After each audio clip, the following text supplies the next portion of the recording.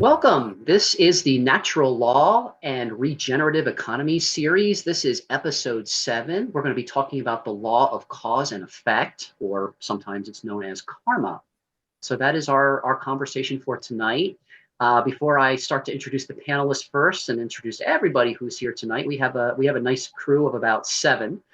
I just want to give a shout out to Randy Hyden and Easier Ways, who is kind of like our affiliate angel, our affiliate sponsor here.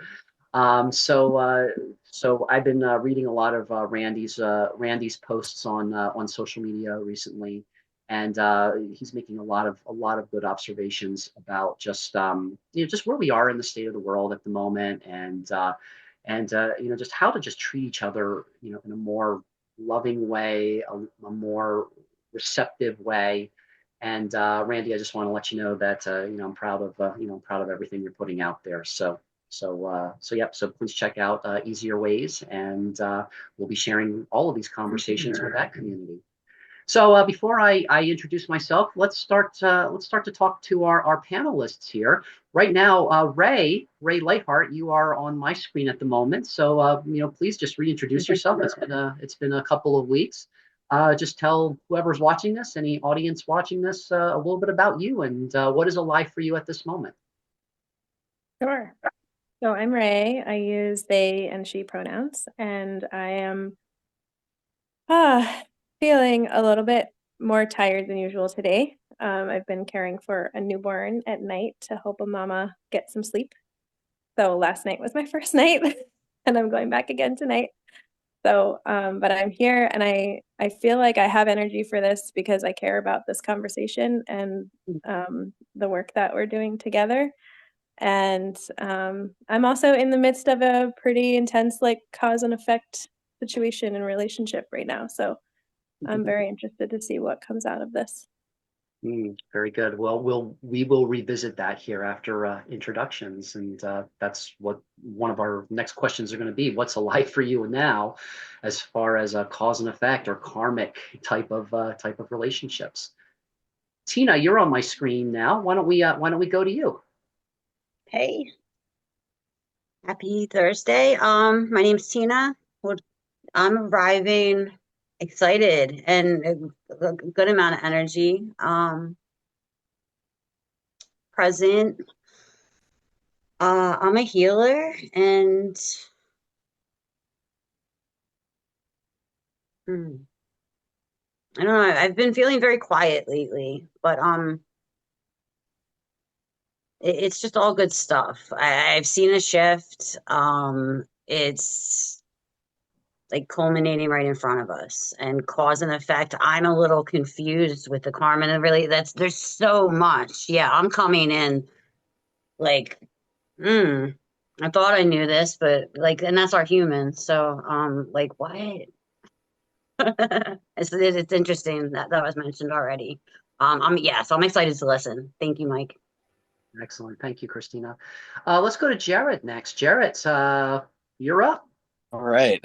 Jared, he, him pronouns. I'm a spirit worker, Norse animist, chef, brewer, nutritionist, a little bit of everything. Mm. Not, I don't know. I'm not great at talking about myself, so I do apologize about that.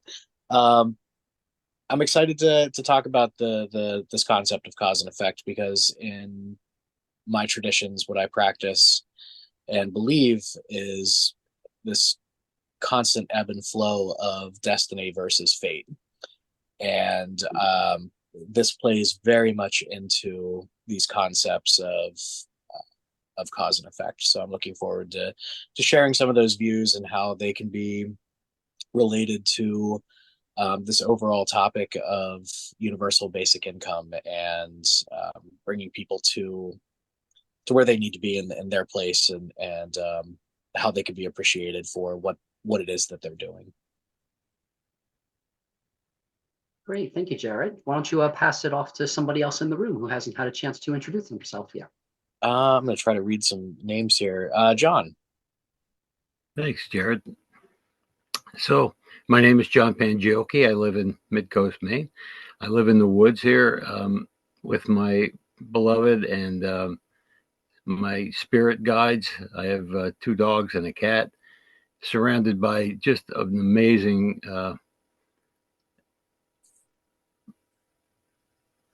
place of nature. It's just that's become my life really. It's just to kind of see where I fit in nature and how what do I owe back, for my participation in the big game.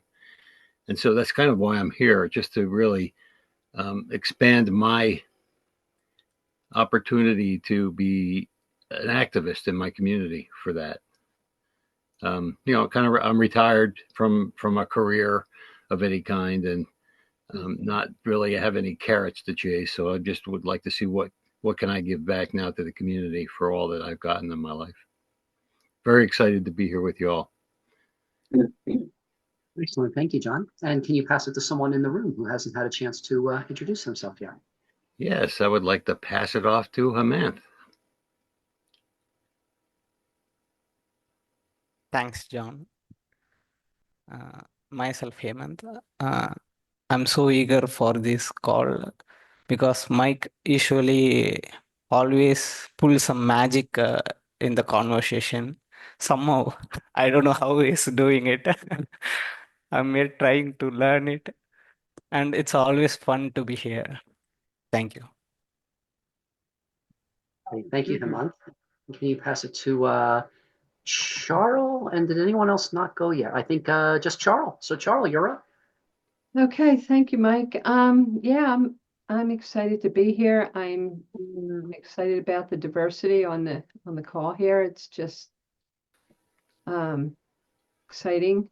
And yeah, I too am kind of like karma and I don't know, cause and effect. I think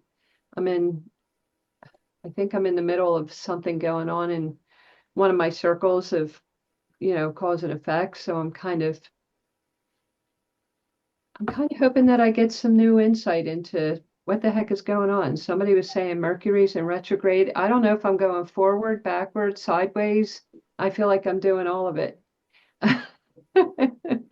So I just like it when I can just be kind of around like-minded people that are like, I'm here and I'm doing it. So that's where I'm at. Great, thank you, Charles. Yes, and it's interesting you mentioned the astrology aspect of it too, because Pluto just went direct back into Aquarius. Yes, 2 days ago. 2 days ago. So that predicts a lot of We're a doing lot of changes. What's that? Was that Tina? it.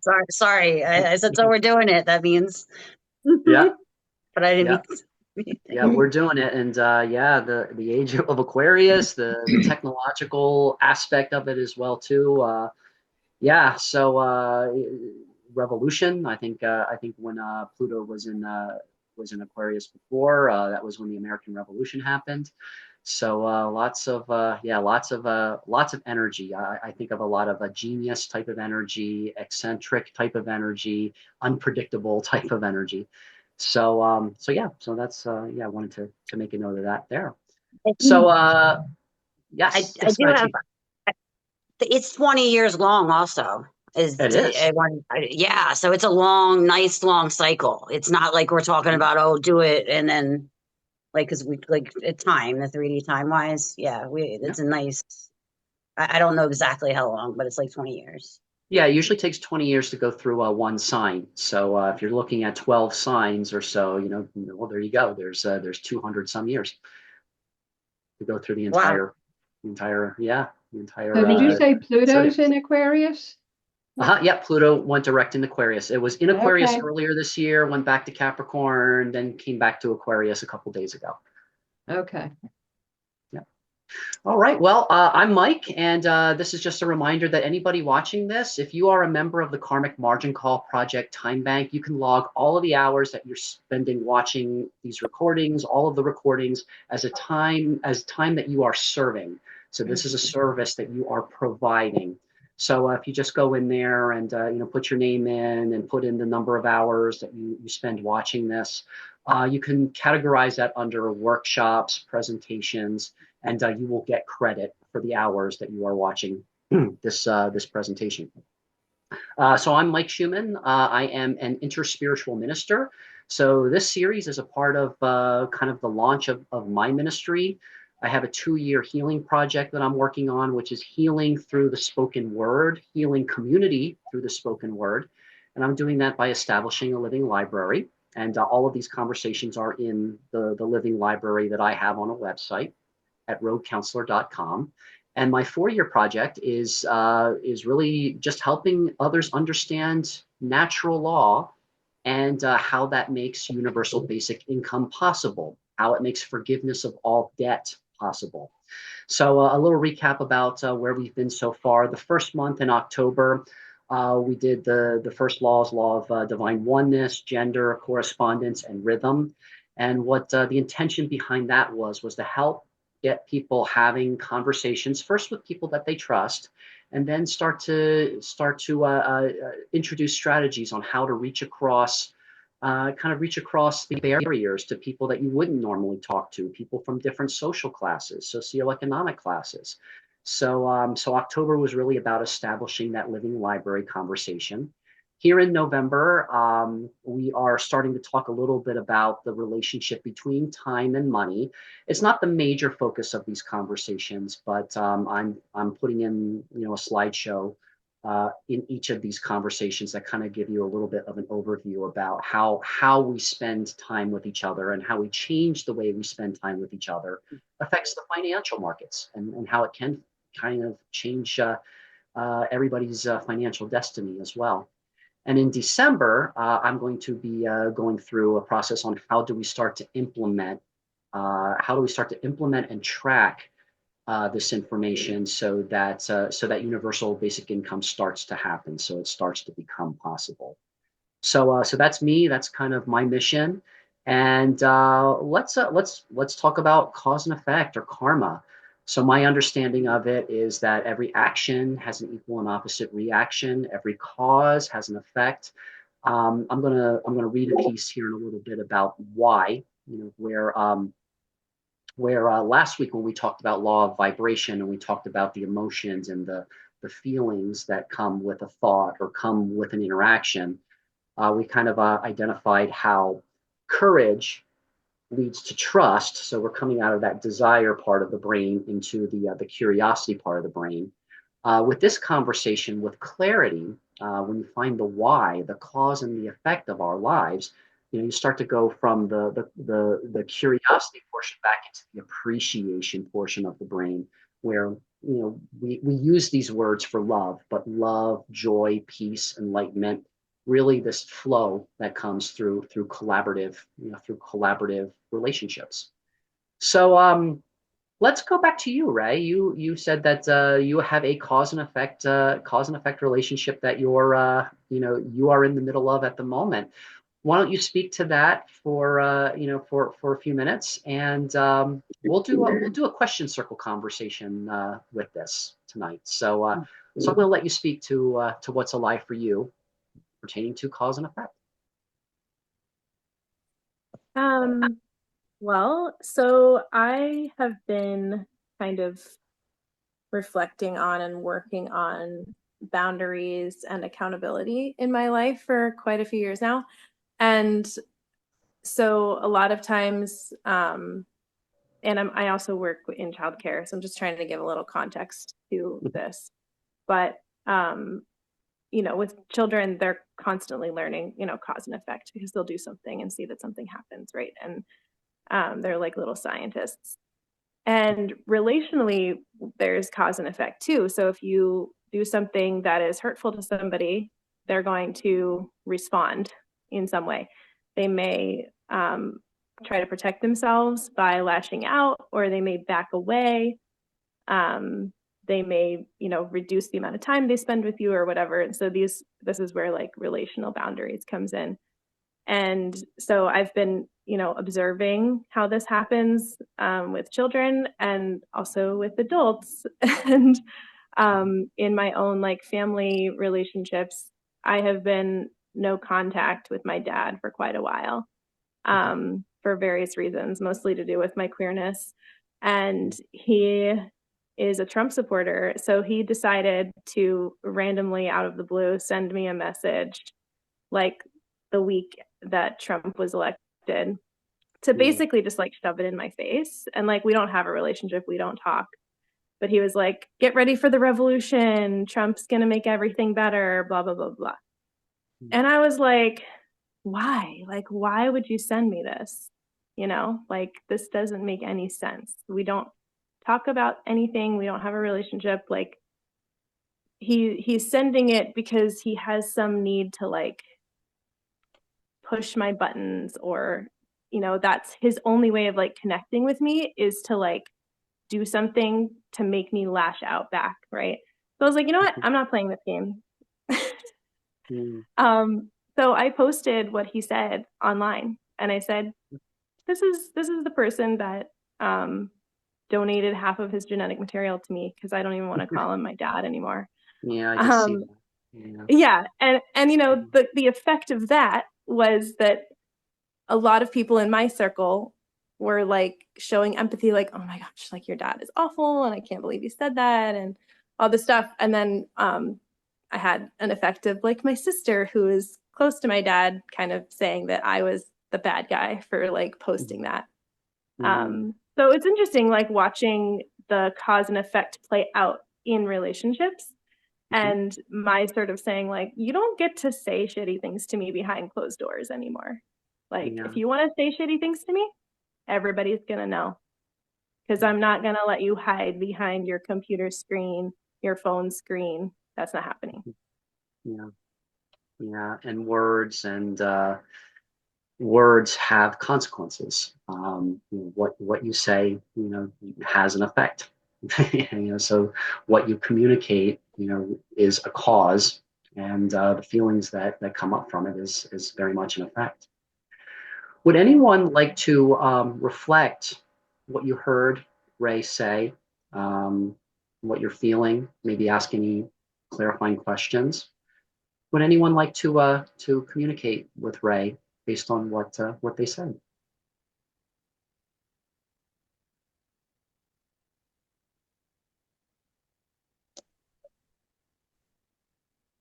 I think boundaries are very important, and they help, or they're beneficial to both sides of the relationship. Just because they're beneficial doesn't mean they're comfortable. Mm. I think we spoke to that before about change and how some people want us to stay a certain way, and it's a process. There's a process to forgiveness, and we see cause and effect. When I remember reacting outwardly to things, and I think I made an example of it at the end at work. As soon as I did it, I was like, I calculated like the amount of energy this was going to take, and I was Mm. like, then I walked Mm. back in like shame, like I guess like that's what you could say, because I knew it and I did it to myself, and it was fine. Um, but yeah, and I think it's hard and it's beautiful, and it just benefits everybody. I think we just need to keep in mind in the long run, because we don't want people bringing us down, and words are very important. We shouldn't speak when we're angry. We shouldn't speak when like, we just shouldn't speak when our mind's not clear. And mindfulness, wise speech, all that good stuff. And I remember thinking different before I spoke different and acted different. And that was painful. And that's a healing process, I believe. That was my healing process, part of it. Yeah. Now I'm just that's goes with being conscious of your energy and the interactions. It all works together so beautifully.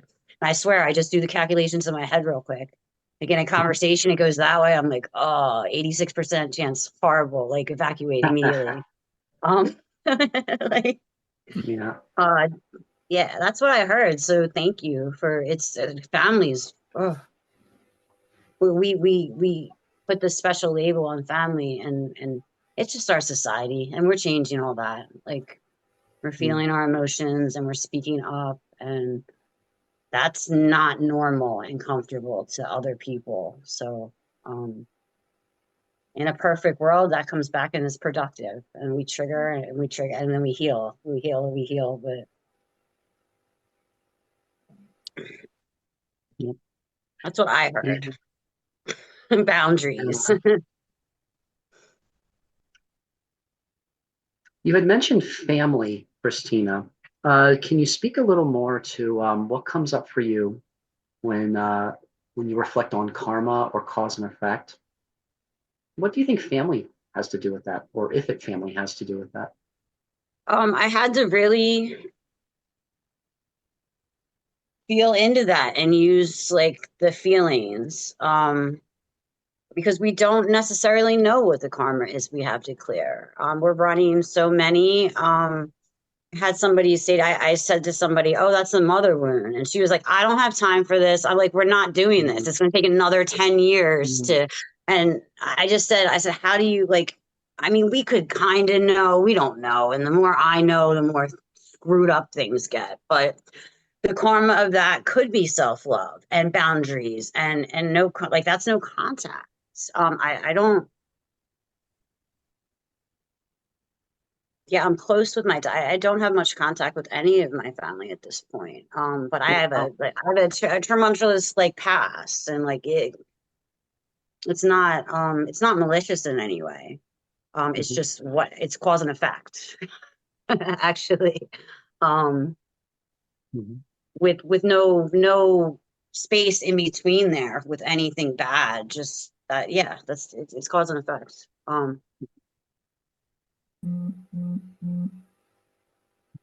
Thank you. Family's tough. Like, no, they tell you, no, that's your mom, that's your, but that doesn't, we put our trauma on like other people. We like the poor kid can have our trauma without even having experienced it. Like, just, and you know, Hmm. that's a lot for sexual assault victims. You can, there's so Yeah. much that you can put on top. And now that's fear. Hmm. So again, the perfect balance of awareness but not fear. Yeah. Um, Yeah. and we Yeah.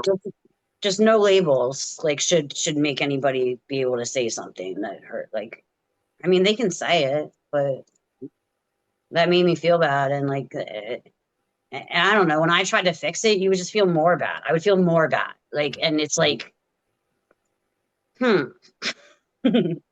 Yeah. Yeah. What's really ringing true for me as you were speaking, Tina, was this idea of trauma that happens in childhood as well. My understanding is when we're children and we're in a vulnerable place, sometimes, we could have the best parents in the world, and they might be just needing to tend to burning food on in the stove or something like that. And in that moment, if you really feel like you need your parent for some reason, and they're not there for you, even though they meant well, or there was no intention to harm there. Sometimes that can solicit trauma as well. So yeah, so a lot of when I'm thinking of cause and effect, or when I'm looking for the why, there are these competitive or antagonistic or polarized relationships. What is the trauma that's underneath it? So that's what's alive for me at the moment.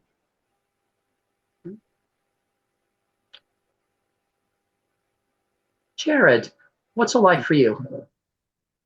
Just piecing all of it together right now. Um, Mhm. there's so much, and especially when it comes to the family thing, because I, to throw myself into that, I have cut off so much of my family, and some of it is for good reason, some of it's probably not, some of it's probably just pettiness that I didn't feel like dealing with. Mhm. Um, and oftentimes I think we look at these cycles of cause and effect. I do prefer to use that over karma because karma is a very specific thing. Um, and we have tendency to try to place blame. And we will always be the hero of our own story. We're always our main character. So do we view ourselves at fault when we put up these boundaries? Did we do something to cause this to happen? And that's the premise of what I believe, is that if you stand still and don't do anything, nothing's going to happen other than what the world goes on around you. You have to create action. You have to do something to create the effect from the cause. So when Ray, you were talking about your dad and reaching out to you, and his, we don't know what his mentality was. We have an assumption. Was it a cry for help? Was it a cry to understand Mm.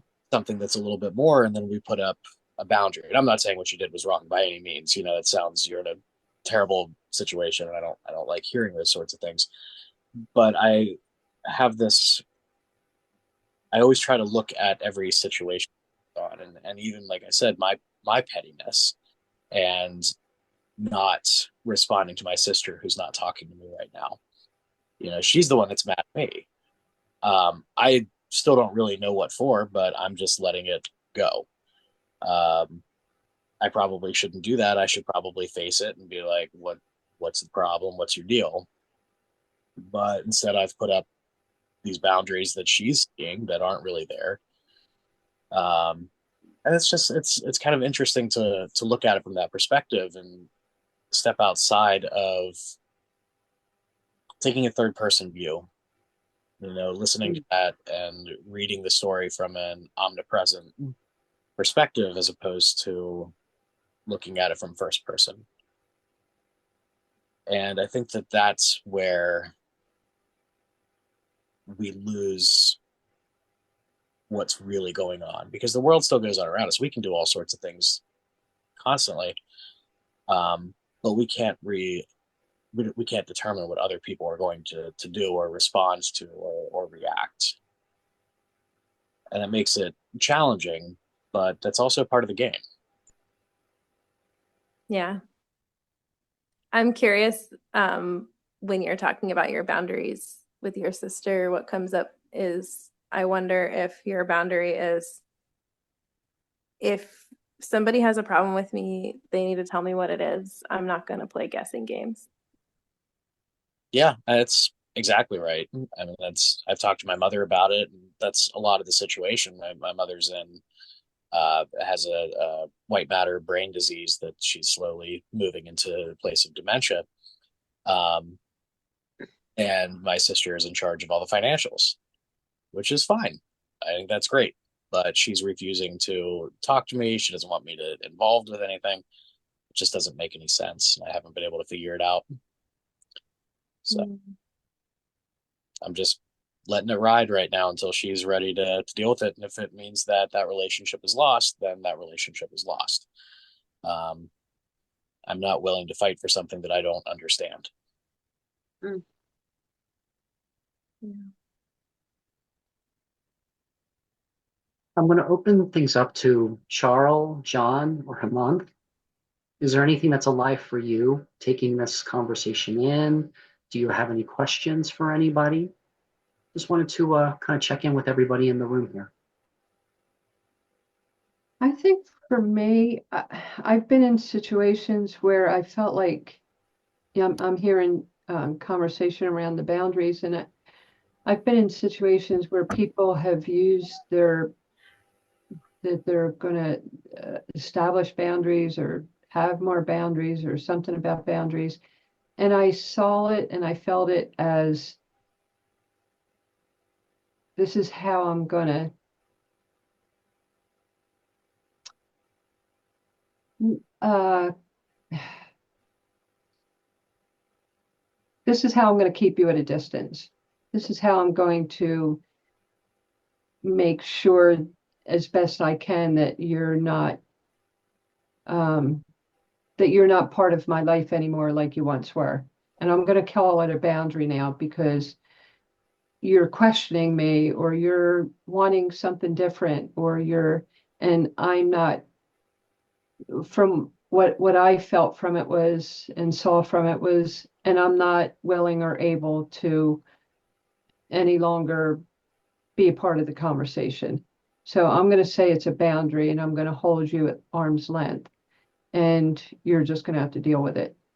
And I feel like it's a cop out that people are using, and it's the big word of the day for the boundaries. Um, and I just feel like it's being weaponized in a way um, against an intention of people who are trying to, we're not perfect. So we try to have conversation, or we try to show up the best we can, or we try to um, invite people, or, not be hurtful or things like that. And people, people kind of would either, do the boundary and ghost you, or lash out and, you know, say things or do things um, that are painful and somehow meant to keep the other person at a distance. Um, and so it's I've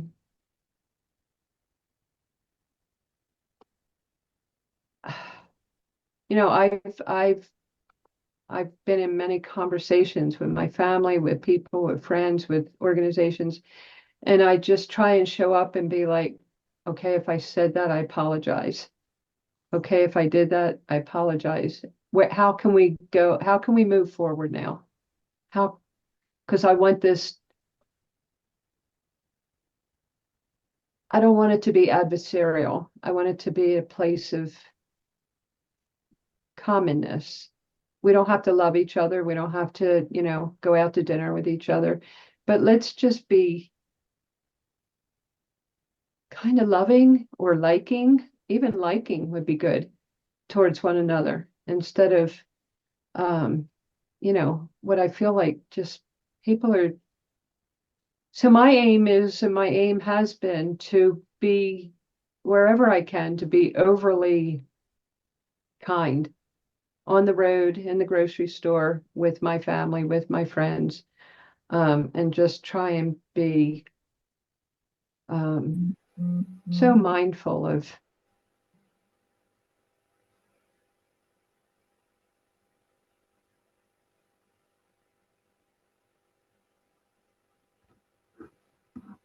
I'm going to say it's, to me, it's kind of a felt desperation when people are, are, I don't know if they're frightened, or I know for me, I was very frightened for a long time to show up for myself. And it looked like I was being pushy, and it looked like I was being not wanting to be present. And until I shared my vulnerability and being afraid, and mostly afraid of the outcome and being afraid of being judged. Once I was okay with being judged, I thought I just want to be I just want to be open. But right now I'm not into understanding. I'm into listening, and I'm into trying to make help make a container for everyone to show up in some space of love, and to invite just to invite that. So that's where I'm at. It's a fear of open conflict that we have as European Americans. We're terrified of each other, and that's what that comes down to. And as you were talking, it a couple things that you said made me reflect on several runes. One in particular, the rune Algiz, which is a rune of protection for many people. But it's protection that requires action. And when my teacher and had taught me the thought process of, if a deer lays down in the woods to avoid a hunter and successfully avoids that hunter, but continues to lay there, it's going to die anyway. So by avoiding getting up and taking action and releasing ourselves from the protection that became our imprisonment. We're avoiding all of these things. We're still, like you said, living in this fear of judgment, this fear of survival, and fear of each other. Yeah. Yeah, what came up for me when you were talking, Charles, was cancel culture. I don't know if you're familiar with this. A little bit, yes. Yeah, but it's a way that people weaponize I'm gonna say boundaries because it's not really a boundary. It's more like a rule or a punishment. Um, I think all of us have boundaries, and I just didn't realize or know what they were. So I was kind of walking around just accepting how everybody was treating me, or I was just sort of like, it's fine, I'm fine, it's okay, but it wasn't. And so I had to figure out what my boundaries were. Like, one of my boundaries is that I don't go to family functions without my partner. I just don't. And so if my partner can't come for whatever reason, I'm not going. And that might make some people upset. But that's my boundary. I'm not trying to hurt anybody's feelings. I'm not trying to avoid family gatherings. It's just that I have this boundary for myself that I need my partner to go with me to family functions because of the way that my family is.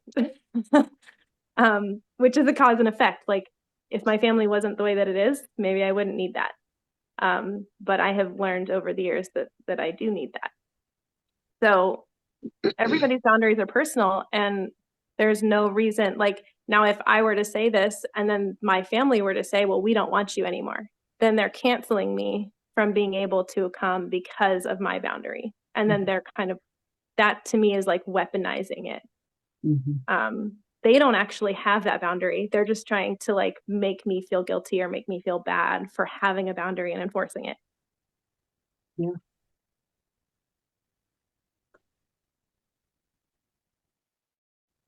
And I think communication is important too. Like, I have communicated very many times, like, to my father, like, what I need from him as a dad. Like, I'm like, maybe he just doesn't know. He doesn't know how to be a dad. Let me just tell him what I need. So I'm like, this is what I need from you. I need empathy. I need listening. I need zero judgment. Don't tell me what I should do. Don't criticize me. Just listen. Like, let's start there. He couldn't do it. He can't do it. Everything he says to me has to be a judgment. And I'm like, no. So it's like, until you, like, I'm leaving the door open. If you can change and you can come to me that way and you can relate to me the way that I need you to as a father, then we can do that. But you don't get to be my therapist. I'm not paying you for that. You don't get to judge me. You don't know me like that. You're not my friend. You don't know what's going on in my life. So, and I've made that very clear. And I think that's important, is to tell people, this is the relationship we have, and this is the boundary. And if you cross that boundary, there will be an effect. Like, and that may feel like a punishment sometimes to certain people, especially codependent people. Like, I've experienced that when my partner sets the boundary and they're like, I need some space. And I'm like, it feels like you're punishing me. But they're not. They're just needing space. And I need to respect that they need space right now and not take it personally. And so there's like a balance of like not taking it personally when people enforce their boundary, and also recognizing that, like, the difference between enforcing a boundary and cancel culture is that you're always invited back. When a boundary is crossed, there's always repair, like, opportunity there. If in cancel culture, it's like, you broke the rules and now we never want to see you again. We don't want you in this community. Don't show your face. And there's this feeling of shame. So that's the difference to me. Well, and how many of us grew up with our boundaries being forced to be broken? How in the 80s and 90s, how we raised children on the playground at recess. It's like, oh, you make sure, you've had that enough. It's time to give it to this person. Well, maybe that kid wasn't done with it, or that child needs that for emotional support or something like that. And we're deliberately ripping something away to try to satisfy the needs of somebody else, completely ignoring the emotional state and um, the regulatory state of the other child.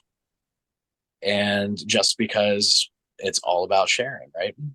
And we were forced to kind of feel that that was okay. Where you do walk around and like you were saying, it's like, oh, well, I guess I'll just take it because that's what society tells me that I'm supposed to do. And we're not taught to stand up for ourselves. We aren't taught for this. And then we get to a point in society where it becomes revolutionary to do so.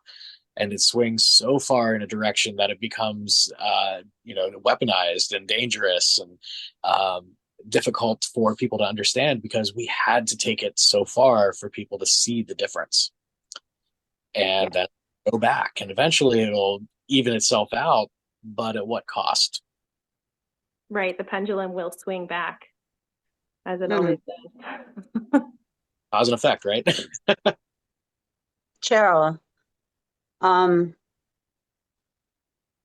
what Ray was saying actually was a good segue into kind of, I wanted to give you a different perspective on what I was thinking impermanence, and how we cling to certain things, codependency, trauma bonding, like instead of love. Now, of course, this is like with our like with the people, our close relationships, it's different from like the randoms we see outside.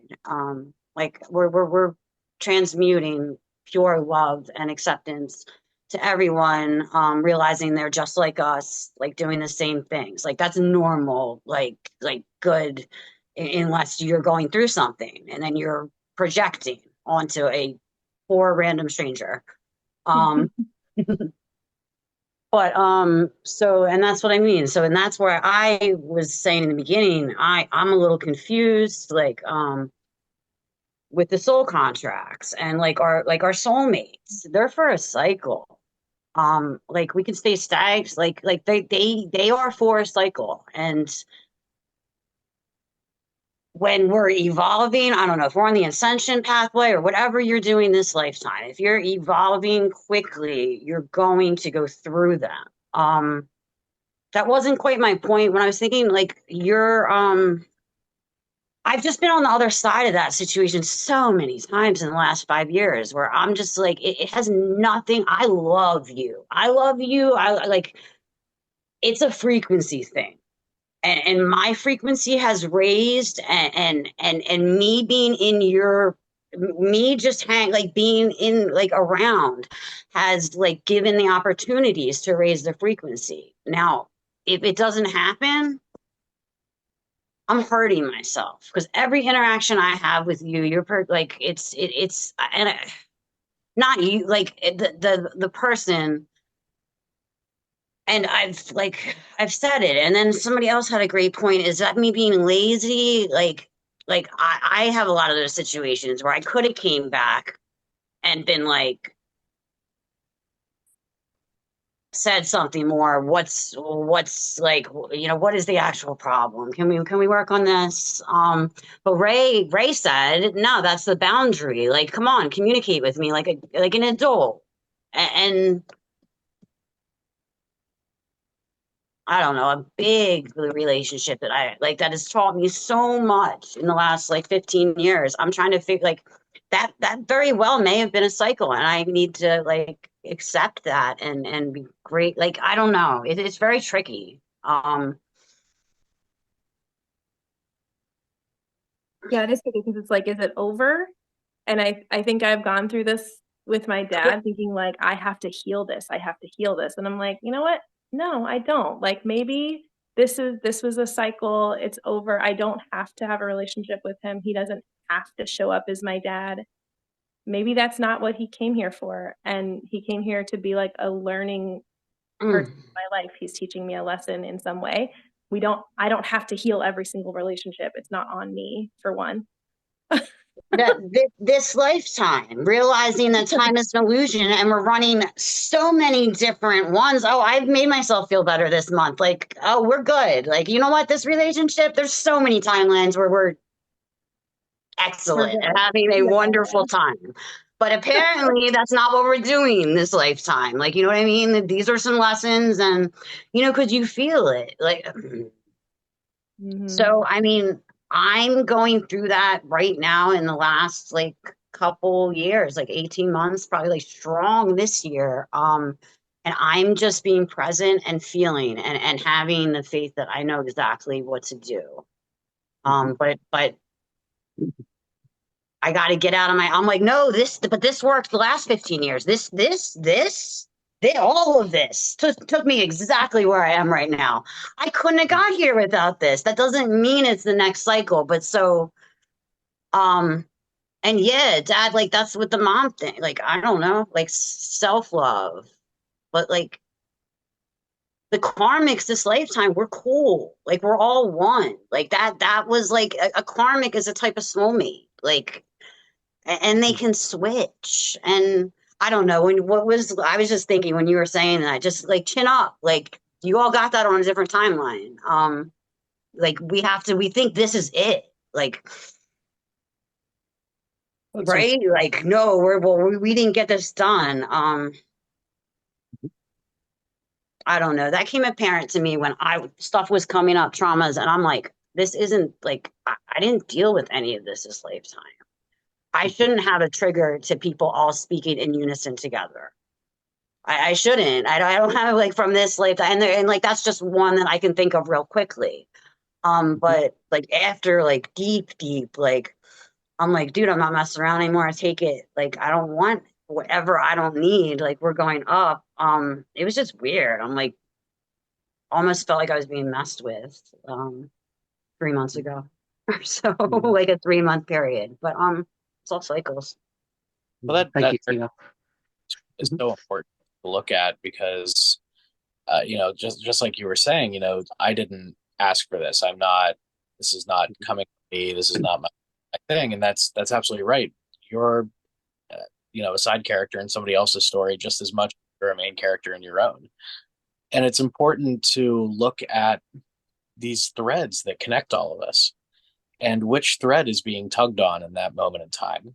How many of them are attached to you versus and going out to individuals? How many um, extra knots do you have in between things? And are they worth keeping tied? Are they worth untying?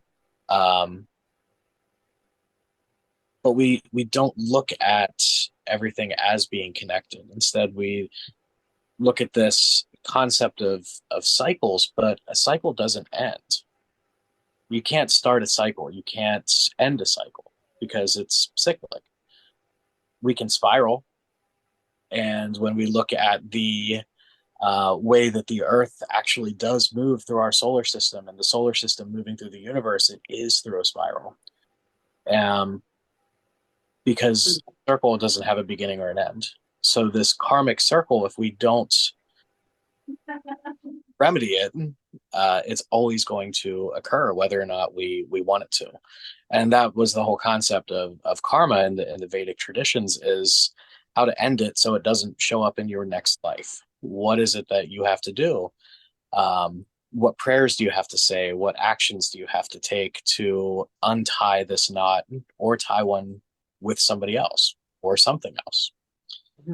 And it, looking at that, if we continue to look at these things as a cycle, we're never going to break out of those relationships and those experiences with others. Um, does that make sense? I kind of Yeah. faded off there.